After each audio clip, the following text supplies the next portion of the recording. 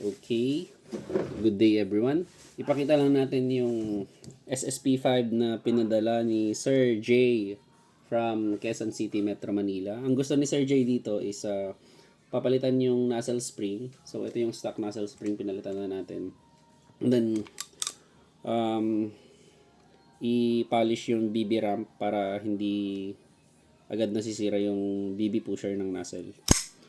So, nagawa naman na natin yon. And then, ang isa pang pinagawa niya is yun. Nakita niyo na. Yung trigger pull niya. Pinaayos niya. So, ang ginagamit dito ni Sir is 0.3 gram BBs. Inayos din natin yon para mas malayo yung range niya using 0.3 gram BBs. So, ayan. Ipakita lang natin yung trigger pull nito. So, ang trigger pull nito is pakita muna natin na gumagana lahat yung safety feature. So, hindi gumagana pa rin yung itong grip safety niya. Ayan.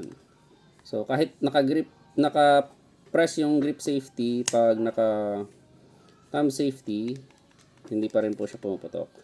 So, ang trigger pull po niya is ganito. Ayan. So, yun po yung trigger pull niya. Hindi na po siya para po siyang stock na Tokyo Marui. So, yung trigger pull nito. Ayan. Pero, mas maganda po sa stock Tokyo Marui kasi hanggang dyan lang po yung over travel. Wala po siyang over travel. Yun lang. Yun lang po siya. So, pakita ko lang po sa inyo kung ilang pound para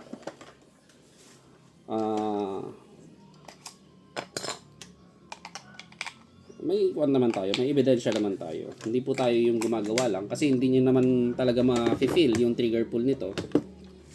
Ipapakita na lang natin sa inyo. Ano ba to? Ayan. So, ayan. So, makikita nyo. Ito.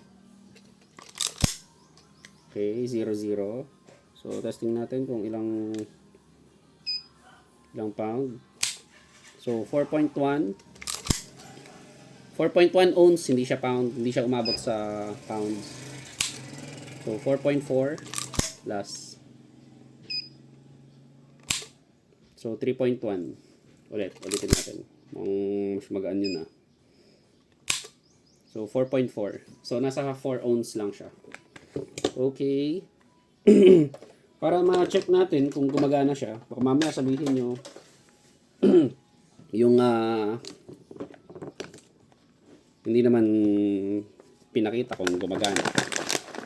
So, naglagay tayo ng maraming BBs para makita natin. So, ang gamit ko is Tokyo Marui magazine. Similar sila ng output valve ng SSP5 magazine. Then, 12 kg gas. Ayan. Okay, Tokyo Marui ito. Para makita nyo. So, may markings dyan.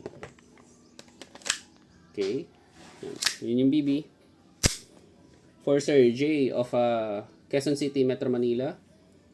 SSP5 6.0 firing. Okay, yun na. So, ayan. Sir J, hilahin nyo lang po ito kapag naubos yung magazine. Then, hammer down po lagi. Para hindi po mapudpod itong sa slide tsaka hindi naman po ito all steel. So, thank you very much, Sir J of Quezon City, Metro Manila. Pinadala pa to. Ito yung box niya. Yan. Victory. Pinadala sa Victory Liner.